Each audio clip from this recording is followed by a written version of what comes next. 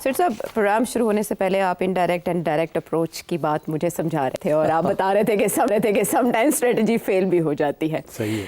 हमने जब seize fire की बात शुरू हुई अफ़गानिस्तान और पाकिस्तान के दरमियान, तो आपसे सवाल किया कि क्या ये तोड़ पहुंचेगा मामला, तो आपने तब एक प्रेडिक्शन की थी। सबसे पहले आपने क्या नक्शा खींचा था वो शामिल करेंगे, फिर मैं आती हूँ आज की तरफ। ये मामला टर्की में सेटल नहीं होगा, फिर लड़ाई झगड़े होंगे and again we will go and, तो ये चलेगा सिलसिला। TTA जो है वो TTP के ख़िलाफ़ अभी तैयार नहीं है। अभी बहुत सी लेवरेज आपको इस्तेमाल करनी पड़ेगी। अच्छा। आपको अमेरिका को, चाइना को, रशिया को, सबको अपने साथ लेना पड़ेगा जी, और एक यूनाइटेड फ्रंट तालिबान के ख़िलाफ़ करना पड़ेगा, जिसमें फिर कोई ना कोई मुज़ाकरात के ज़रिए कोई डील हो जाए कि ठीक है आप TTP को हम फ़र्क करते हैं, अदरवाइज़ ये ऐसे ही चलेगा ये। अच्छा, इसमें तो आपने आइंदा का रास्ता भी तजवीज़ कर दिया था, लेकिन वही डायरेक्ट और इनडायरेक्ट अप्रोच की बात के पहले तालिबान के साथ जो मामलात हुए वो इनडायरेक्ट हुए, अब डायरेक्टली हो रहे हैं, लेकिन हमारे साथ मौजूद हैं कुछ मुसालिहतकार दोहा में जिन्होंने सीज़ फायर कराया और उसके बाद दूसरी बैठक इस्तांबुल में हो रही है तुर्की के ताउन से, लेकिन एक मुकाम पर आकर 18 घंटे समटाइम्स इससे भी ज़्यादा वक्त लेकर 3-3, 4-4 बैठकें हुई और नतीजा 0/0। हमारा डेलीगेशन एयरपोर्ट पर पहुँच गया, तुर्की ने मुदाखलत की और कहा कि आप दोबारा वापस आएँ एक बार फिर मुज़ाकरात की मेज़ पर और अब दोबारा मुज़ाकरात शुरू होंगे। मैं आपसे ये जानना चाहूँगी कि वही बात के कील निकाले बगैर मरहम पट्टी की कोशिश की जा रही है, कील वहीं का वहीं है, तो अब जो मुज़ाकरात होंगे क्या इसके नताइज पहले से मुख्तलिफ हो सकते हैं? देखिए, पाकिस्तान की कोशिश है कि कोई सलूशन निकले। अफ़गानिस्तान के अंदर डिवीज़न है, एक तरफ कंदाहार के लोग हैं जिनका ये फ़ैसला है कि हिंदुस्तान के साथ करीब होना चाहिए ताकि पाकिस्तान के ख़िलाफ़ लेवरेज बढ़ सके। दूसरी तरफ इंटीरियर मिनिस्ट्री और काबुल के लोग हैं जिनका पुराना एक ताल्लुक़ है with Pakistan and they are led by the Haqqanis जी। अच्छा, ये एक कशमकश चल रही थी। उसमें जो पहला राउंड टॉक्स का हुआ जी, जो कि दोहा में हुआ, वो पहला राउंड जो था that was between the Kandahar people and the Pakistanis. Kandahar से मुराद है डिफेंस मिनिस्ट्री, वो कंदाहार के लोगों के कंट्रोल में है और मुल्ला याकूब उसको लीड कर रहे थे जी।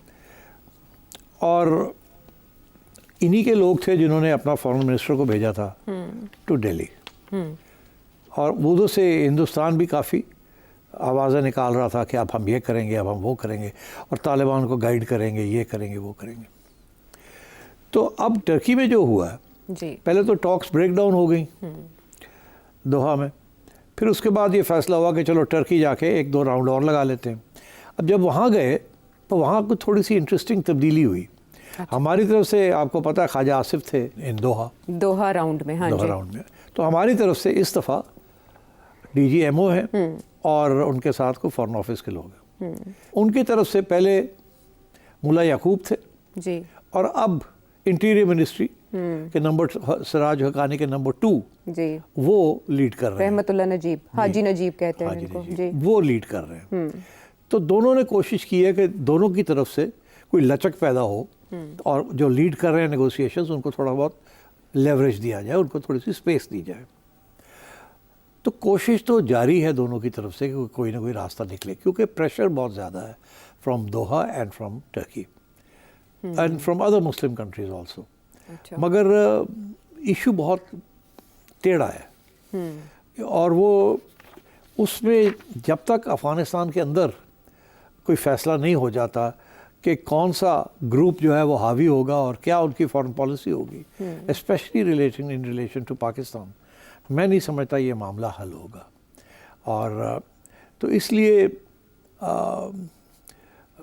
अब पाकिस्तान ने तो ख्वाजा आसिफ साहब ने बहुत सख्त बयान दिए जी, यहाँ तक कि अब जो बयान आ रहे हैं ख्वाजा साहब के अभी भी यही आ रहे हैं कि ऐसे लगता है कि नेगोशिएशंस के दौरान ये अफ़गानिस्तान के जो लोग हैं वो उठ के जाते हैं और फ़ोन करते हैं।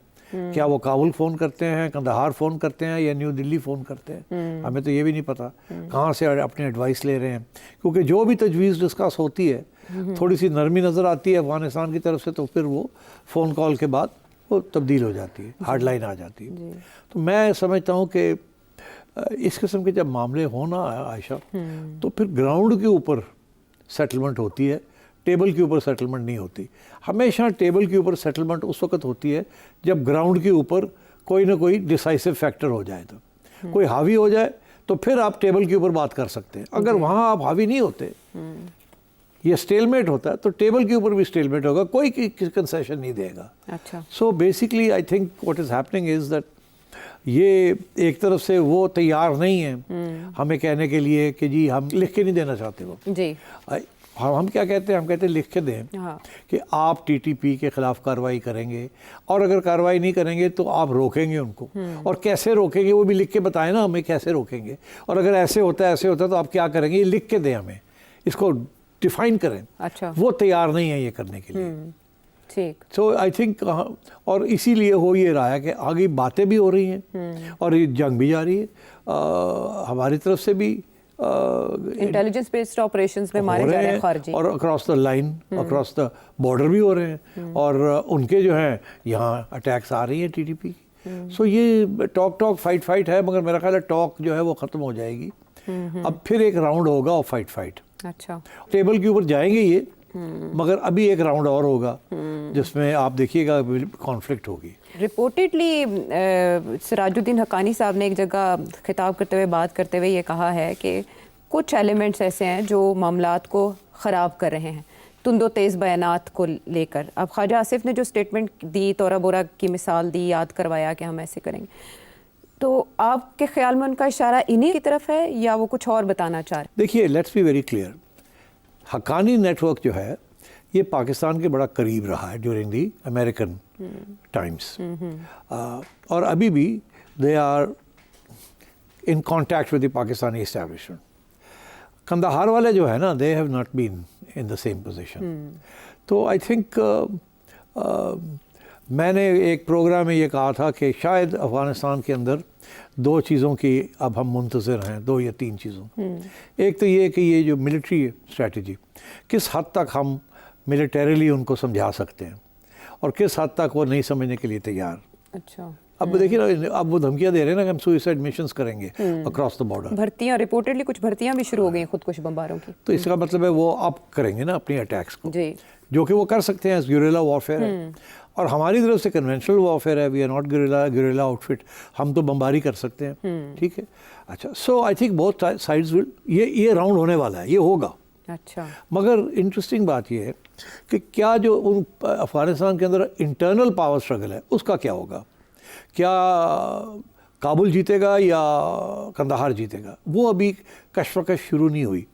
वहाँ भी मसला ये है ना कि एक तरफ तो जिन इलाकों में टीटीपी बैठा हुआ है जी, वो एक्चुअली हक्कानी नेटवर्क के इलाके हैं, वो वहाँ उनकी काफ़ी असर रसूख है, मगर वहीं वो छुपे हुए हैं या बैठे हुए हैं या शेल्टर लिए हुए हैं। अच्छा, तो एक तो ये है कि हक्कानी नेटवर्क एक लेवरेज है टीटीपी के ऊपर, क्योंकि हक्कानी नेटवर्क ने टीटीपी के साथ काम भी किया है जब टीटीपी पाकिस्तान में थी, और ये लोग भी पाकिस्तान में छुपे हुए थे ड्यूरिंग द अमेरिकन टाइम्स। तो मैं ये समझता हूँ कि शायद ज़्यादा पॉसिबिलिटीज़ हैं कि अगर हक्कानी नेटवर्क पावर में आ जाता है अफ़गानिस्तान में तो ज़्यादा पॉसिबिलिटी है कि कोई ना कोई सोल्यूशन निकल आएगी। मगर अगर वो नहीं आता तो then I think things will get worse. मगर साथ साथ मैं एक और एरिया की तरफ तवज्जो दिलाना चाहता हूँ आपको। अभी हाल ही में 2-3 दिन पहले अहमद शाह मसूद के साहिबजादे जो ताजिक हैं उनकी तरफ से एक बयान आया जी, और वो इस वक्त ताजिकिस्तान में है, वो अफ़गानिस्तान में नहीं है। उनकी तरफ से बयान ये आया आयशा कि हम पाकिस्तान के जो मौक़िफ़ है उसको सपोर्ट करते हैं। अच्छा। तो इससे मुझे फिर ये समझ आई कि किसी न किसी स्टेज पे नॉर्दर्न अलायंस जो है एक्टिव हो सकता है, वो एक्टिव हो जाएगा, और अगर वो एक्टिव हो जाता है तो it will be against Taliban, और अगर वो तालिबान के ख़िलाफ़ एक्टिव हो जाता है तो फिर जाहिर है कि कहीं ना कहीं से तो उन्हें शय मिल रही होगी ना, जैसे तालिबान को इंडिया से मिल रही है, नॉर्दर्न अलायंस को भी मिल सकती है। अहमद मसूद साहब हैं उनके साहबजादे, हाँ, लीड कर। तो आई थिंक अभी ये गेम आगे चलेगी।